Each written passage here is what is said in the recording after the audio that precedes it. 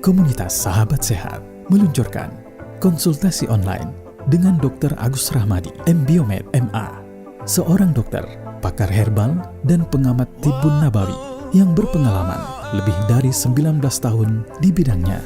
Kunjungi sekarang juga komunitas sahabatsehat.com. Persembahan Wihil dan klinik sehat untuk sehat Islami dan alami.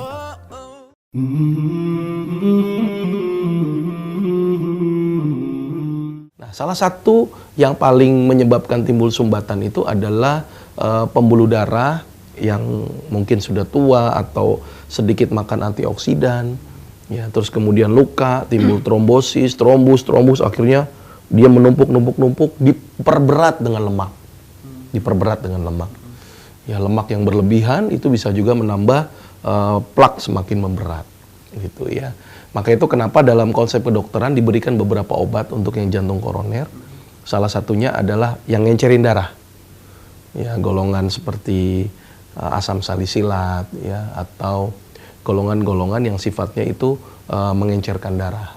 Warfarin itu misalnya, ya, yang sifatnya mengencerkan darah.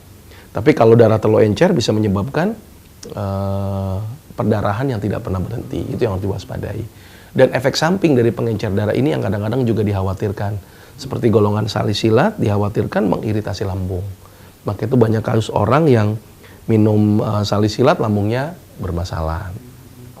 Dan dokter juga memberikan semacam obat, salah satunya adalah vasodilator atau pelebar pembuluh darah jantung, supaya jantungnya tuh nggak ciut gitu loh. Karena kalau udah nyempit, ciut gimana? Nyumbat ya. Maka itu dikasih golongan obat itu. Salah satunya adalah ISDN, isosorbit dinitrat, ya, atau golongan-golongan lain seperti propanolol dan sebagainya. Artinya adalah dilebarkan pembuluh darahnya, diencerkan aliran darahnya, tetapi plaknya tidak. Paling dikasih obat seperti simvastatin untuk mengendalikan kolesterol kalau misalnya memang dibutuhkan, ya, atau dikasih obat misalnya diltiazem untuk anti cemas, karena orang-orang yang jantung itu kadang-kadang timbul rasa cemas berlebihan, ya, atau kadang-kadang nyeri kayak serangan angina yang berlebihan. Maka itu perlu diberikan obat-obat analgetik, ya, apa morfin, apa golongan-golongan yang lainnya. Nah, padahal dalam konsep kedokteran ini bukan solusi utama sebenarnya. Solusi utamanya itu salah satunya adalah bagaimana mencegah timbulnya plak. Intinya itu aja. Atau diharapkan plaknya itu dihancurkan gitu loh, dihabiskan. Maka itu Islam mengajarkan sangat luar biasa. Kenapa Islam mengajarkan atau Rasul lewat Rasulnya disuruh puasa Senin Kamis gitu ya. Ternyata itu untuk memperbaiki sirkulasi, salah satunya selain sirkulasi pencernaan kita, sirkulasi darah juga akan diperbaiki.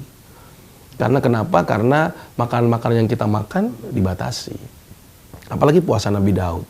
Kebetulan saya punya pasien yang punya gangguan jantung berat. Dia datang ke saya sudah hampir 90%. Pada waktu itu belum ada asuransi.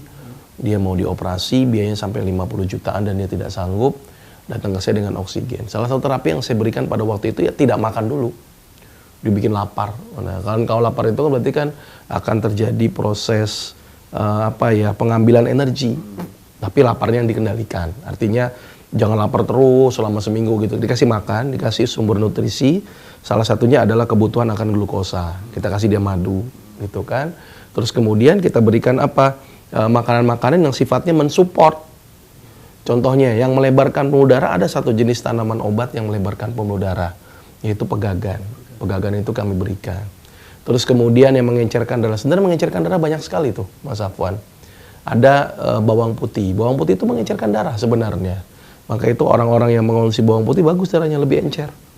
Dan orang yang banyak makan bawang putih biasanya kalau darah itu kadang-kadang ngocor terus-terusan. Nah, itu yang ditakutkan dari bawang putih. Nah, artinya banyak alternatif lain, dan pengalaman saya dengan puasa gitu ya, ternyata bagus sekali untuk mencegah timbulnya plak. Artinya ajaran Islam mengajarkan suatu konsep yang komprehensif, sangat luar biasa. Ibadah-ibadahnya itu ternyata mampu memperbaiki itu. Termasuk Islam mengajarkan senyum. Senyum itu ternyata melebarkan pembuluh darah. Pegagan melebarkan pembuluh darah. Kenapa tidak ditekankan kepada aspek itu? Boleh diberikan obat-obatan, boleh. Ketika aspek ini tidak membantu atau ini untuk maintenance. Nah, itu gambaran sedikit tentang jantung koroner, Mas Afwan.